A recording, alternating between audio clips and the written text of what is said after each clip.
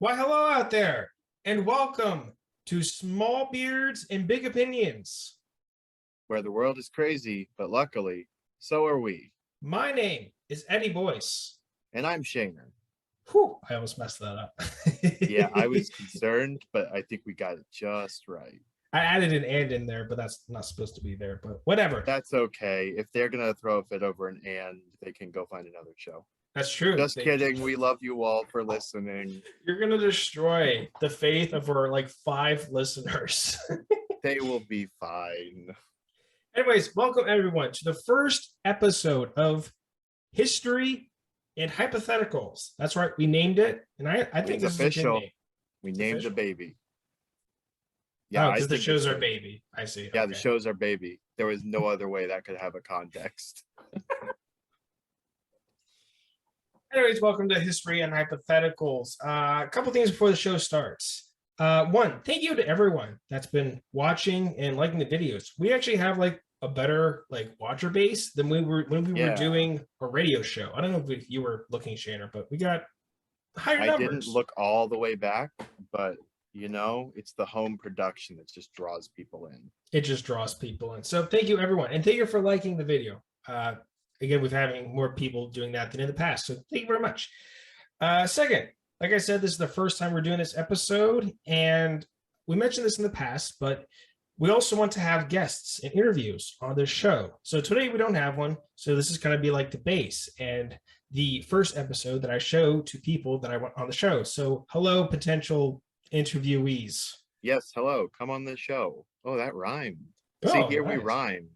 Maybe that should have been the show name. Oh, well, we can't change it now. Too bad. Anyways, yeah, so on the show we have 4 segments, 2 that are going to be in with the interview, and there's going to be 2 that are going to be in if we don't have an interview. So and we'll just go through them one by one and go on with the show. So Shannon, why don't you tell them what our first segment is? Our first segment is going to be called Fact, Fact, False, in a similar fashion to the popular game Two Truths and a Lie, where basically we pick a topic, each of us picks a different topic, and we share 2 facts and 1 not fact about this particular topic. And your job at home is to pause the video, determine which one is not the fact, play the video, and see if you are correct along with the other person, either Eddie for my facts or me for Eddie's facts. Yeah, that's our first segment. Along. Fact, fact, false. Yeah, it's a guess along game. Shanner, would you like to start then with your fact, fact, false? Yes, I would love to. For my fact, fact, false, I have picked the topic of Ikea. Ooh, everyone loves Ikea. So here's your fact, fact, false, but not in that order necessarily. Could be. Maybe. Okay. Reading off here for all 3. The name Ikea is actually an acronym, not a Swedish word. You can buy an entire house at Ikea, and during training, coworkers are told to give each other the nicknames of furniture in the store to, promote group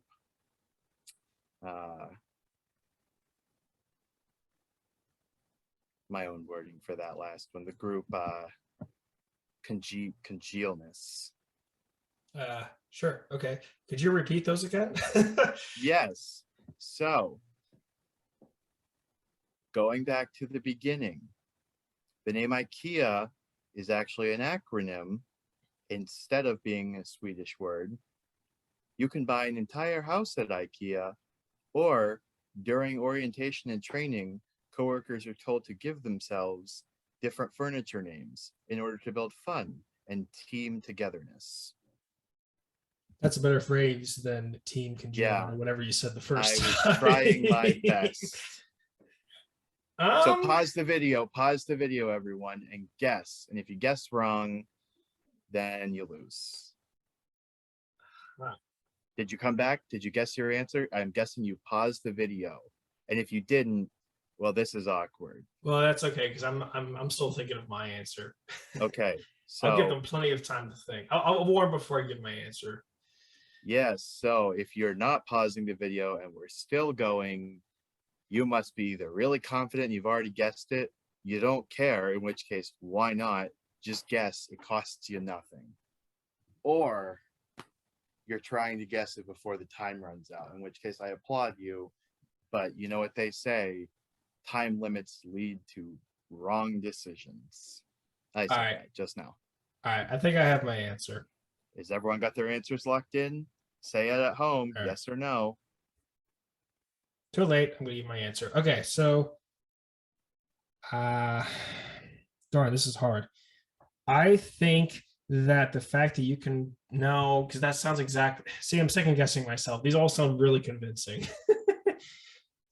I'm gonna guess the last point where team members in orientation had to take furniture names. I think that's false. You are correct. That Oh. is false. Woo. You can actually buy an entire house at IKEA.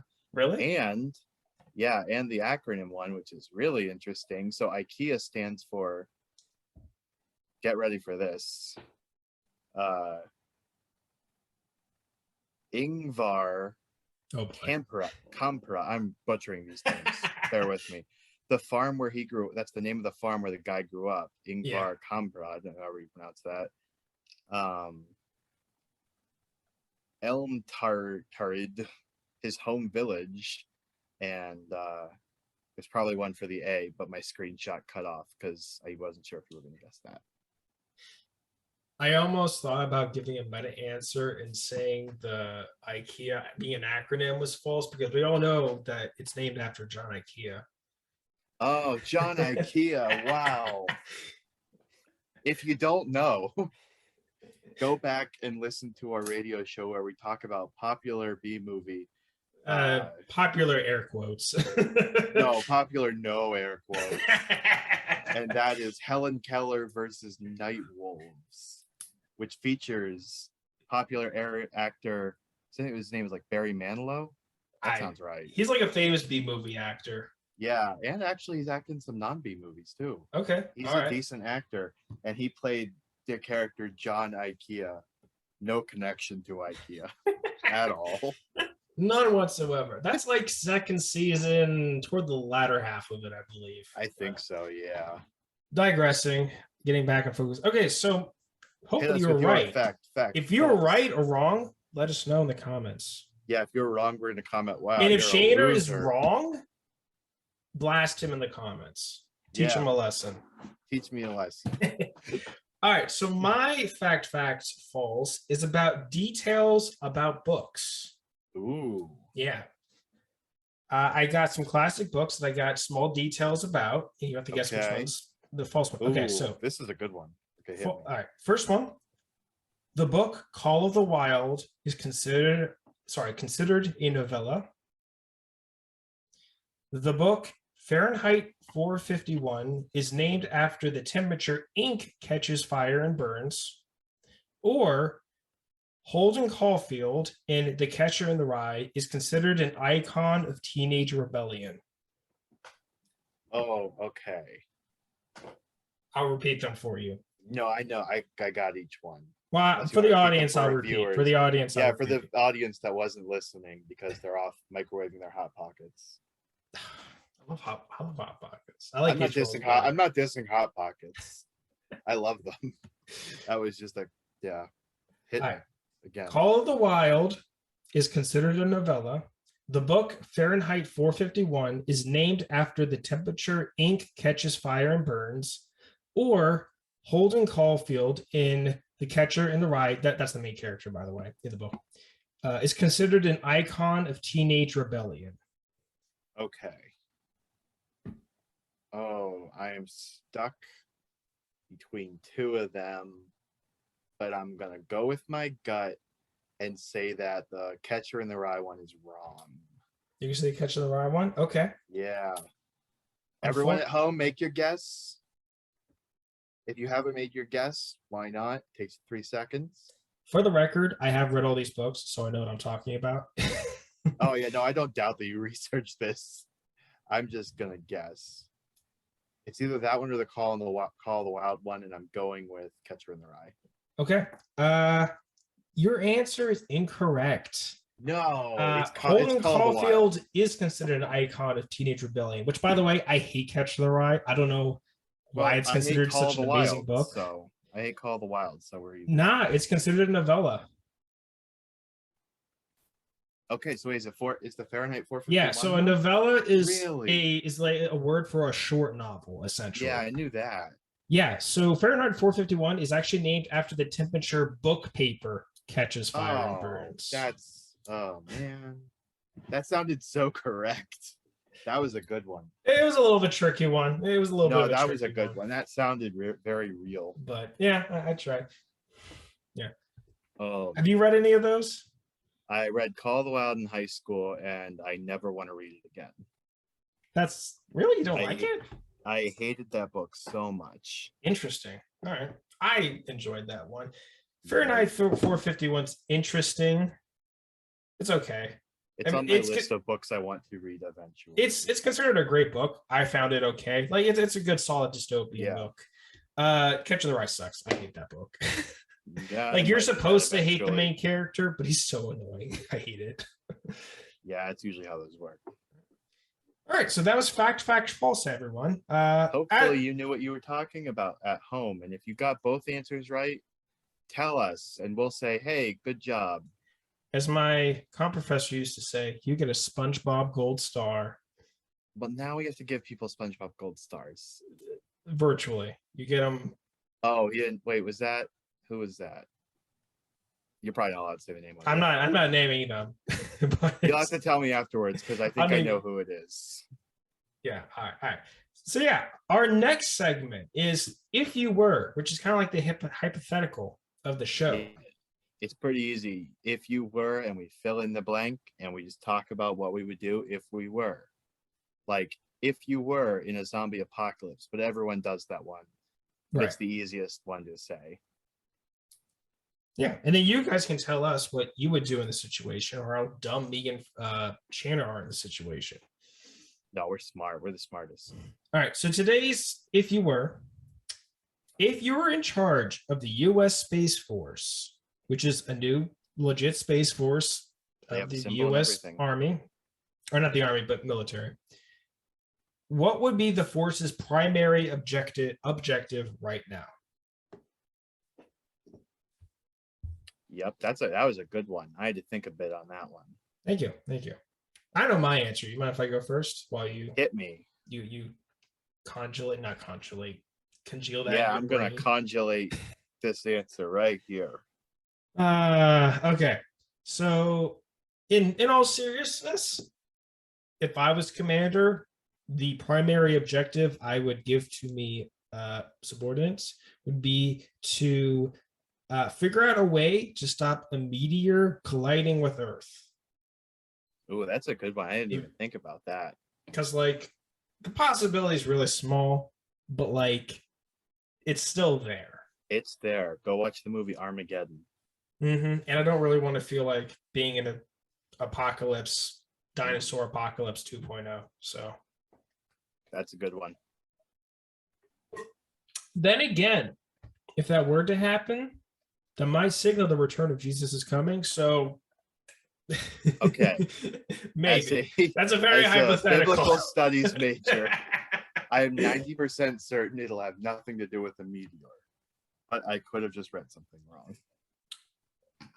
Hey, you know what? A meteor could cause all the different things caused by the four horsemen: earthquakes, meteor; plague, the meteor kills all vegetation.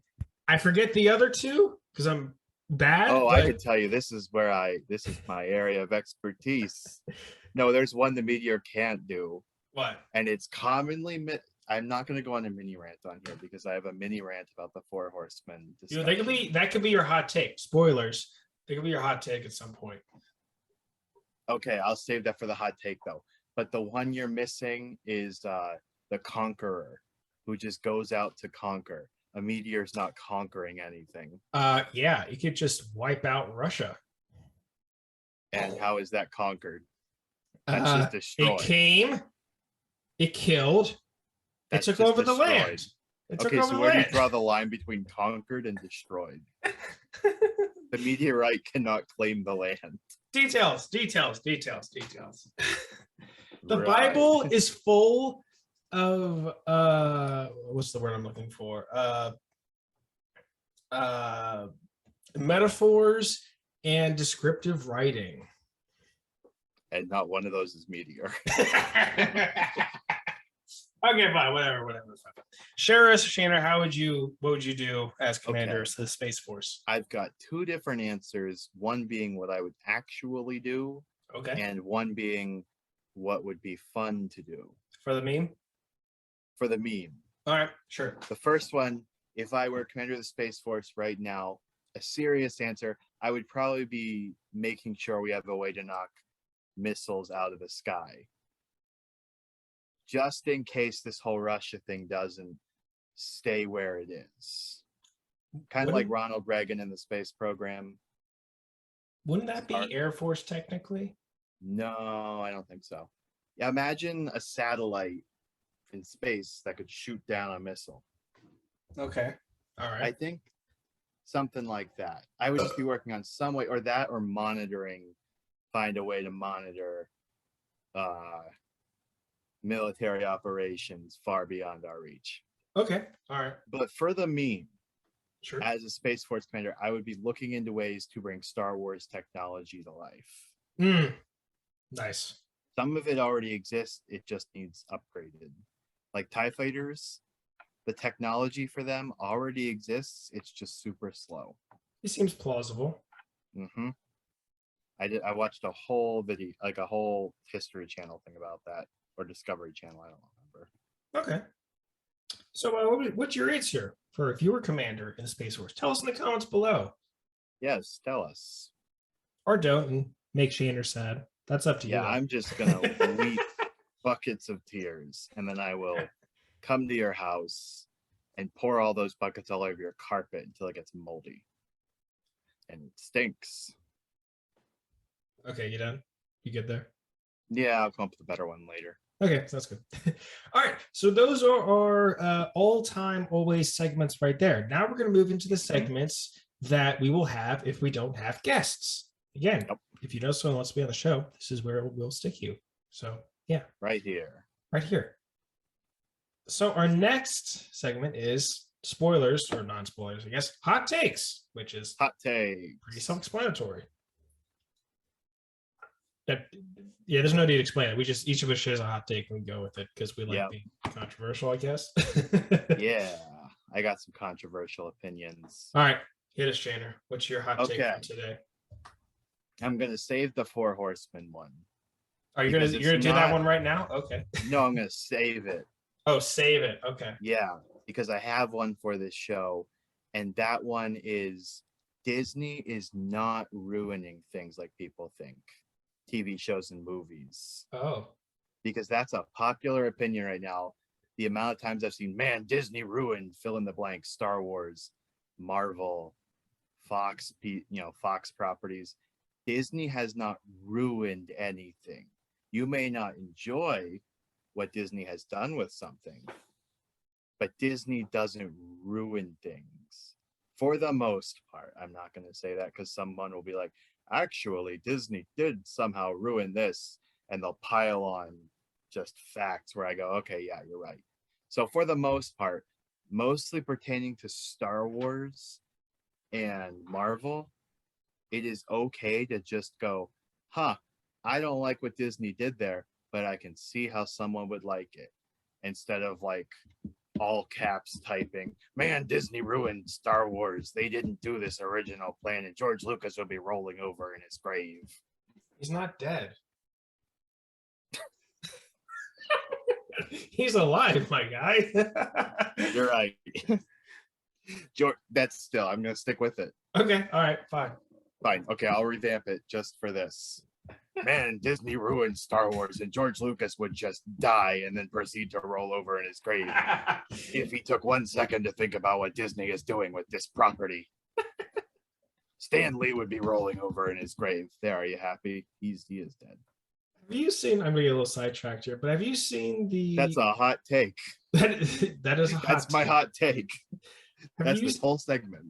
have you seen there's a YouTube floating around where it's like 30 seconds of who plays Luke Skywalker?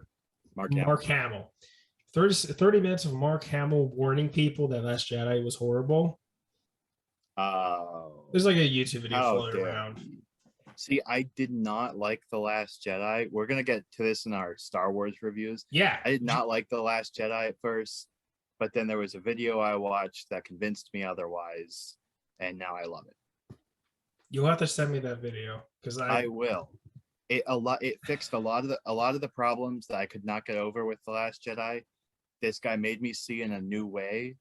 His channel is all about like, the channel Cinema Sins. yeah, where he I've complains seen about them. yeah, so he complains about everything, even things that don't make any sense. Where he's just flat out like, lying to get views. That's another hot take. I'm not kidding. Go watch a video of his. This You're guy, burning bridges. He could be on our show. Stop it. I don't want that guy on our show. This Okay. other guy, the video I'm actually talking about, is a guy who made a parody channel called Cinema Wins, where he Ah. goes through and takes any movie, good or bad, in the public eye, and goes like, here's what's good about it, and here's how you may be seeing this wrong, and here's a new way to look at it that might make you like it, which was really controversial with his Rise of Skywalker review. I bet. I bet. Yeah, that was what convinced me that, you know what, these movies are okay. So that's my thing. Stop saying Disney ruined things. Like, I'm not saying you have to love them. I can see why people wouldn't like them, but I'm gonna say that it's better to say I don't enjoy what Disney has done with these props. This rant has been brewing for a long time because I'm getting every time I get on social media. So I'm gonna say my hot take is Disney didn't ruin anything. You just may not enjoy what Disney does with something. I would go as far as to say Disney didn't ruin Star Wars in general, but that trilogy was awful, man. Oh, I could get into this, but we already have before when we were in college, and we'll get into it again in our Star Wars show. Yeah, we'll save it for the Star Wars episode, which you guys should listen to because we're up to. There will be more Disney themed rants on those last few episodes. You know what? I have a Disney hot take that I'm saving for another episode. I'm not gonna. I would bring it up here, but I haven't fully fleshed it out in my mind. That's so I'm gonna save it for later. Okay, hit us with your hot take. All right, so my hot take turn against you. Oh, this one. Video games should technically have higher prices. Okay. Are you talking about like indie games? No, or like all video games across the board. Oh, I want to hear the explanation on this one. Okay. This is a very technical explanation. Okay. So, how long have video games now? Traditional like AAA level video games been priced at $60. How long? Actually, now that you say that, since I was a kid. Exactly. They have generally been $60 since the inception of the video game industry. Okay. So like you could buy $60 for a video game back in the, I want to say 80s. That's when the industry started. I'm not 100% sure. I don't have that written down, but that's okay. Inflation is a thing, my friends. $60 in the 80s is very different from $60 in 2022. True. And I vaguely did the math. $60 in 1980 is somewhere around $120. Oh, wait a minute. Are you today. saying by technical definition, video games should be higher priced? Yes and no. Let me finish my point. Okay, because I think I misunderstood you. Yes, they technically should be higher. So they've been $60 for like forever. And so everything else has been raising in price, but video games generally haven't been. And so now the caveat to this is that the video game industry has like never been bigger. It's been bigger than ever. Like the pandemic like I don't want to say almost doubled. I don't know the exact stat, but it It's been a lot. it grew a lot since the pandemic. And so the caveat is like technically prices should have risen in like the last 20 years to match inflation. But because video games are such hyped driven products, and if you raise the price on them, like since they've been the same price for forever, people are going to freak out if you make them like $80. Like people have already tried doing that.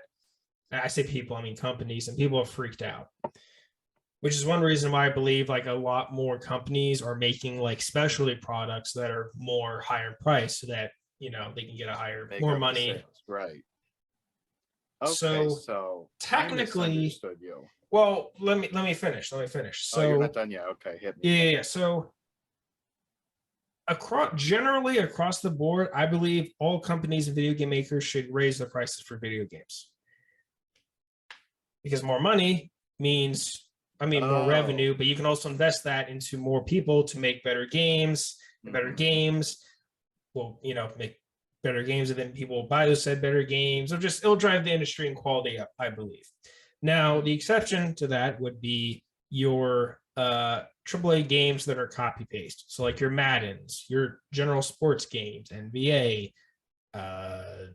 Tom Clancy's whatever version out now game, stuff like that. Like that stuff should not be raised in price. Let's just say the same because most of that's like copy paste.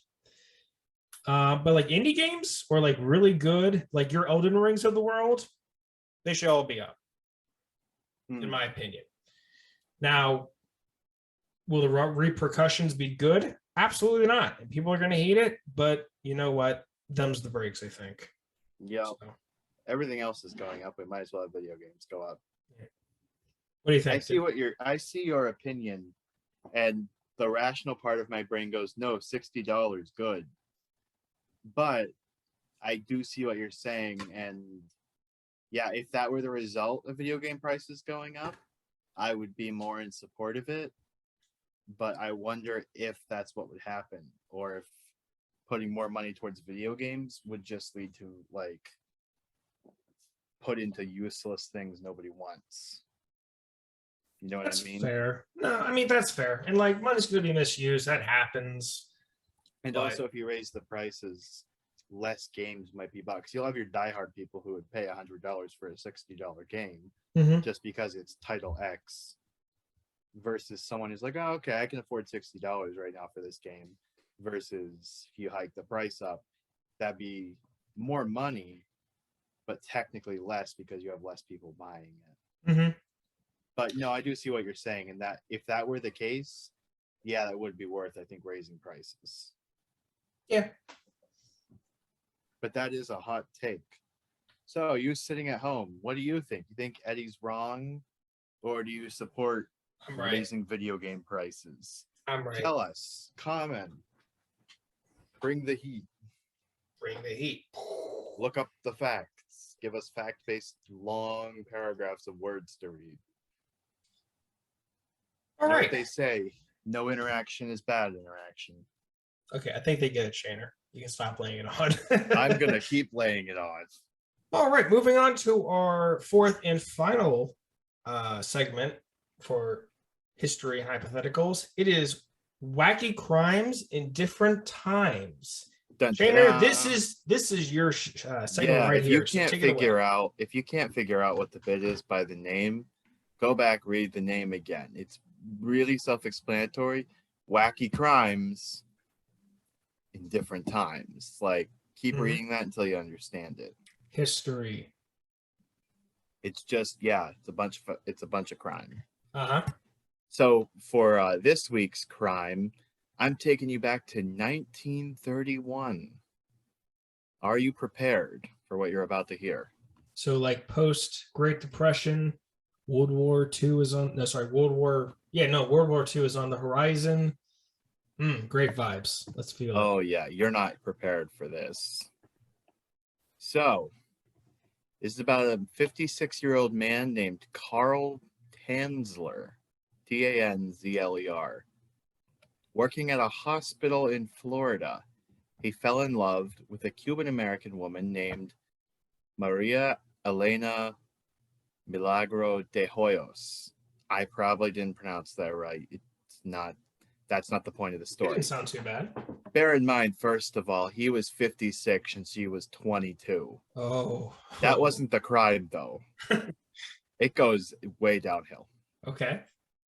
So they met and, he fell in love. But the problem was she had tuberculosis, Rip. which in the 30s, not a good thing to have. Not a good thing. No, I mean, probably not a good thing to have now either, but especially back in the 30s.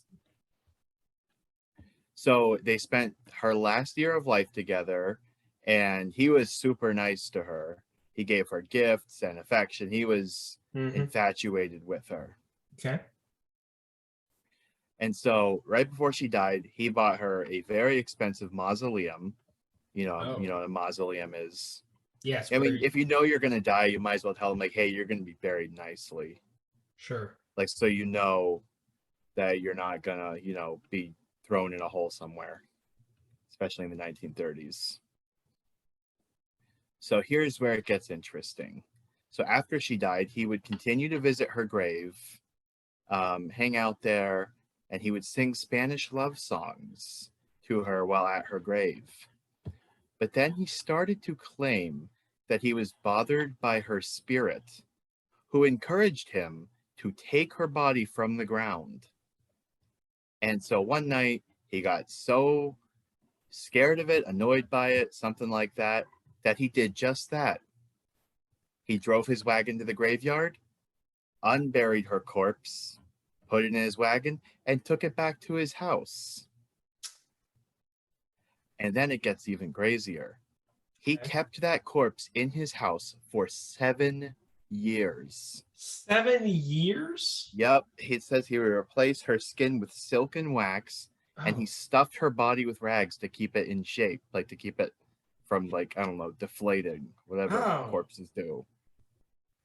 Yep. And he would spray it down with perfume to make sure it didn't smell bad.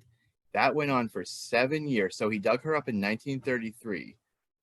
And then 1940, 7 years later, his sister finally brought the police and, put an end to that. But fun fact, he was not prosecuted because the statute of limitations on his grave robbing had already passed. I don't know what it was. It did not say in the article I read about it, but basically he couldn't be charged with it anymore. So let me get this straight. Yeah. This dude This is Eddie's recap. not stole. This guy dug up the grave. No, that's still stealing. No, let me finish. Dug up the body of his dead wife, right? It never said if they were married. Okay, girlfriend. But I'll just go with that. Something. Of his dead girlfriend. I don't know. Took it home. Yep. Kept it in his house for 7 years. Mm-hmm. Made it nice and informed. And then hold on. Let me finish okay, so for 7 years, kept it nice, and then wasn't arrested because there's a time limit for when you can be arrested for grave robbery. It's called statute of limitations. I'll look up the technical definition of that. No, I know what it means. Yeah. Yeah, so I don't think I can specifically, without doing some deep research, find what the statute of limitations for grave robbing was in the 1930s, but I'll bet you it was a little bit shorter because I don't know if that was a common problem back then. Like, why would that have a statute of limitation? Like, grave robbing's grave robbing. Like, I don't. The 1930s were weird, man. Maybe that's probably a statute now. I mean, for grave robbing specifically, or just in general? For grave robbing. Well, let's just see. Robbing statute of limitations. Don't get any ideas from this, viewers. I never thought I would be Googling this today. Better on your search history than mine.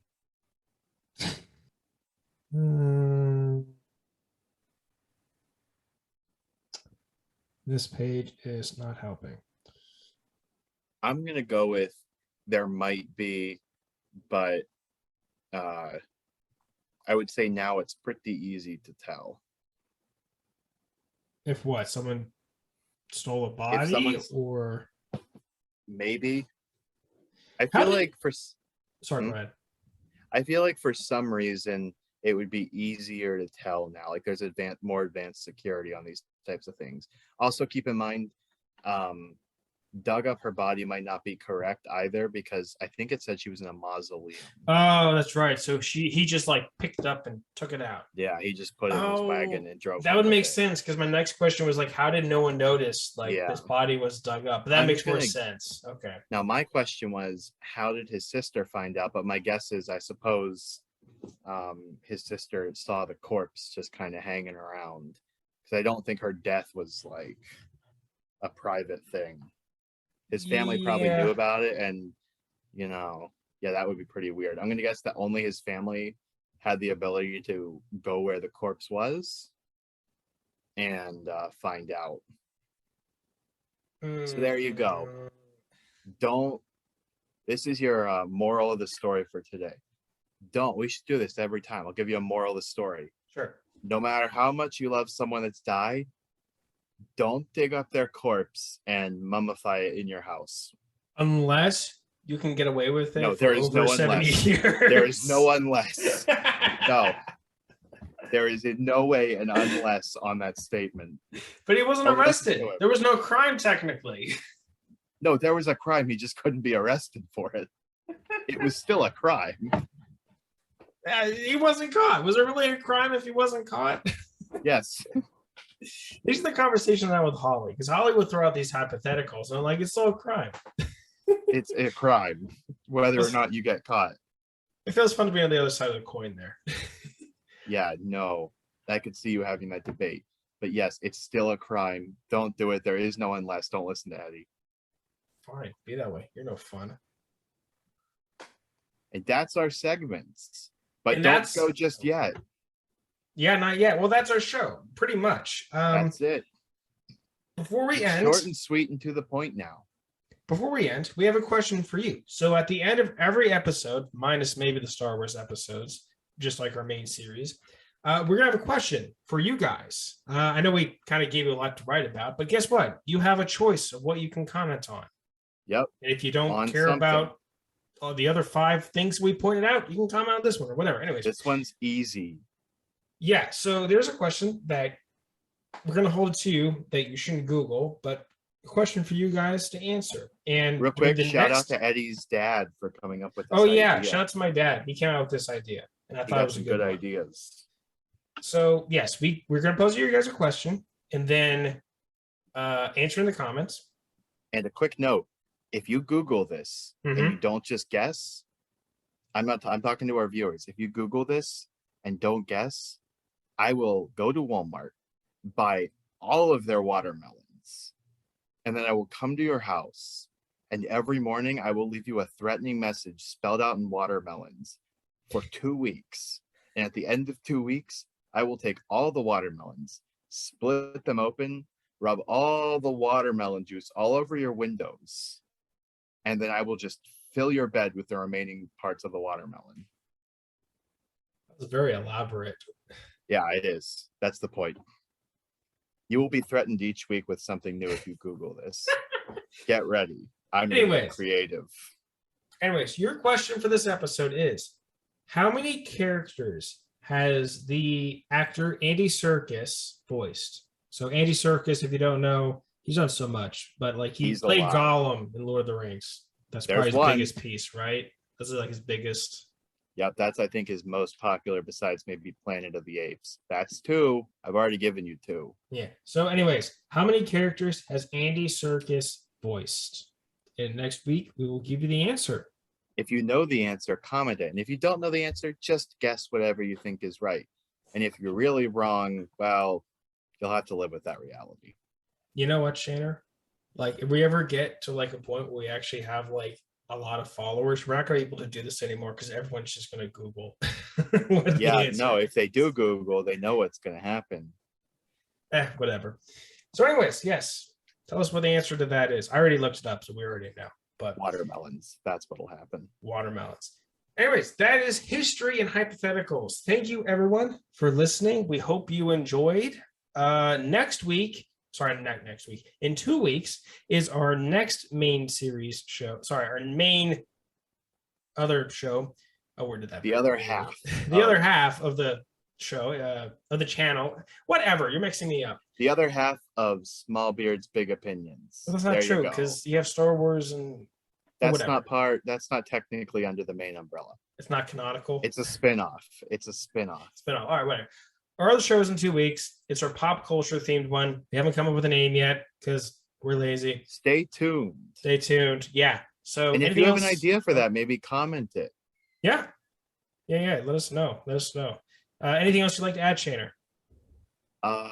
No. No? Okay. No, I got nothing. That was pretty. We got that all complete. Well, everyone have a good night. I'm going to bed. Ha! I'm not going to bed. It's because you have tomorrow off. Yeah, it's because I have tomorrow off. All right. Bye, everyone. Peace out.